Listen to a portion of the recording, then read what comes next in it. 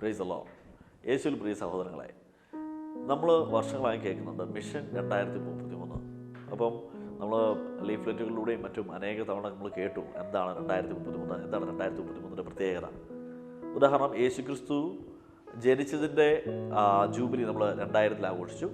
2033 ആകുമ്പോഴേക്കും യേശുക്രിസ്തുവിൻ്റെ കുരിശുമരണത്തിൻ്റെയും ഉത്ഥാനത്തിൻ്റെയും പരിശുദ്ധാത്മ ആഗമനത്തിൻ്റെയും പരിശുദ്ധ അമ്മയെ നമുക്ക് ലഭിച്ചതിൻ്റെയും തിരുസഭ തുടക്കം കുറിച്ചതിൻ്റെയും എല്ലാം ജൂബിലി വരികയാണ്. ഇതൊരു മഹാജൂബിലിയാണ്. ഇപ്പോൾ ഇവിടെ ചിലരൊക്കെ ചോദിക്കുന്നൊരു ചോദ്യമുണ്ട്, ഈ 2033 എന്താണ് ഇത്ര വലിയ പ്രത്യേകത? ഓക്കെ, കലണ്ടറിൽ 2033 ഉണ്ട്, പക്ഷേ അതുകൊണ്ട് സ്വർഗത്തിന് ഇതിന് വലിയ പ്രാധാന്യമുണ്ടോ?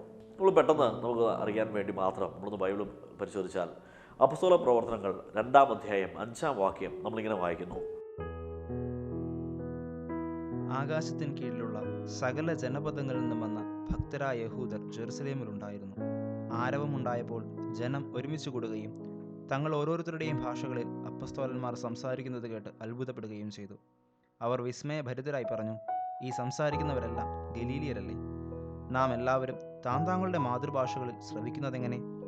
പാർത്തിയക്കാരും മേദിയക്കാരും എലാമിയക്കാരും മെസപ്പൊട്ടോമിയൻ നിവാസികളും യൂദയായിലും കപ്പദോക്കിയായിലും പോന്തേസിലും ഏഷ്യയിലും താമസിക്കുന്നവരും ഫ്രീജിയായിലും പാംഫീലിയായിലും ഈജിപ്തിലും കിറേനിയുടെ ലിബിയ പ്രദേശങ്ങളിലും നിവസിക്കുന്നവരും റോമായിൽ നിന്നുള്ള സന്ദർശകരും യഹൂദരും യഹൂദമതം സ്വീകരിച്ചവരും ക്രേത്യരും അറേബ്യരുമായ നാം എല്ലാവരും ദൈവത്തിൻ്റെ അത്ഭുത പ്രവൃത്തികൾ അവർ വിവരിക്കുന്നത് നമ്മുടെ മാതൃഭാഷകളിൽ കേൾക്കുന്നുണ്ടല്ലോ.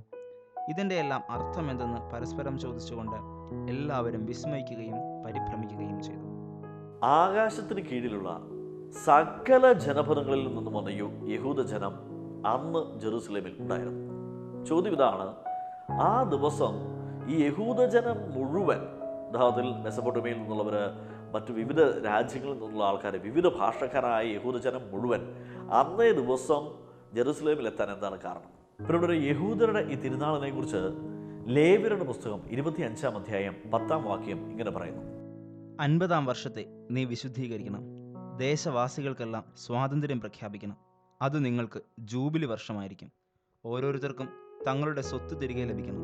ഓരോരുത്തരും തങ്ങളുടെ കുടുംബങ്ങളിലേക്ക് മടങ്ങിപ്പോകട്ടെ.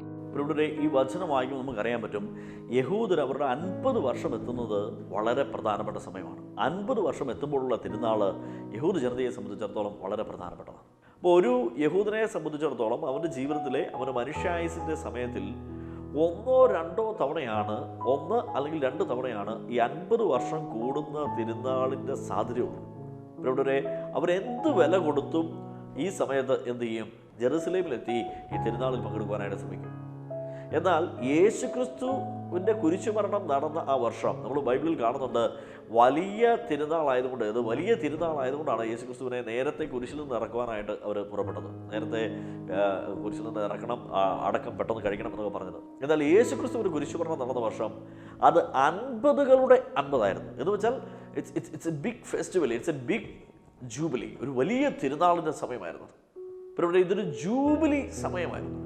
ഞാൻ പറയാൻ വന്നതാണ്, ഇപ്പോൾ ശ്രദ്ധിക്കണം, വർഷങ്ങളായി യഹൂദജനം കാത്തിരിക്കുന്ന രക്ഷകൻ, അവരെ കാത്തിരുന്നവരുടെ ഇടയിലേക്ക്, അല്ലെങ്കിൽ യഹൂദജനത്തിൻ്റെ ഇടയിലേക്ക് രക്ഷകൻ കടന്നു വരുന്നത് ഏതെങ്കിലും ഒരു സമയത്തല്ല, എന്നാൽ അവരെ കാത്തിരുന്ന ജനതയുടെ ഏറ്റവും പ്രധാനപ്പെട്ട ജൂബിലിയുടെ ഒരു സമയത്താണ് അവൻ കടന്നു വന്നത്.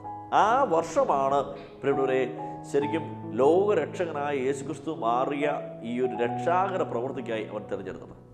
2033 നടക്കുന്ന മഹാജൂബിലിക്ക് ഭൂമിയിൽ മാത്രമല്ല സ്വർഗത്തിനും പ്രാധാന്യമുണ്ട്. അതുകൊണ്ടാണ് കത്തോലിക്ക സഭ ഈ 2033 നടക്കുന്ന ജൂബിലിയും അതിൻ്റെ ഒരുക്കങ്ങൾക്കുമായിട്ട് ഒരു ഡിപ്പാർട്ട്മെൻറ്റ് തന്നെ അതിനുവേണ്ടി വർക്ക് ചെയ്യുന്നുണ്ട്.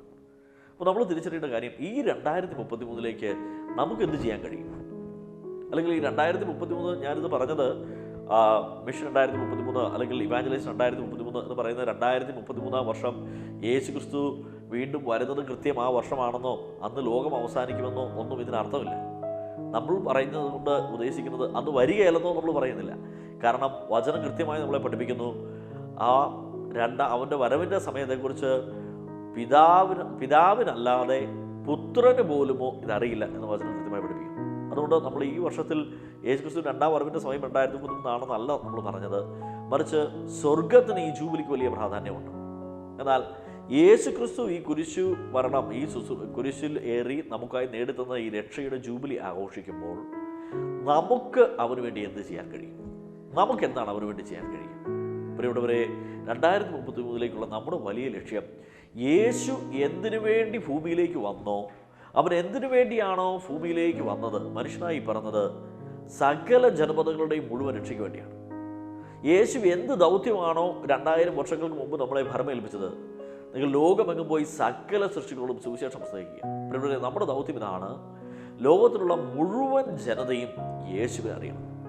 2000 വർഷങ്ങൾക്ക് മുമ്പ് അവൻ നമ്മളെ ഏൽപ്പിച്ച ദൗത്യം 2033 പൂർത്തീകരിക്കപ്പെടണം. ലോക സുവിശേഷവൽക്കരണം 2033 കൂടി സംഭവിക്കണം.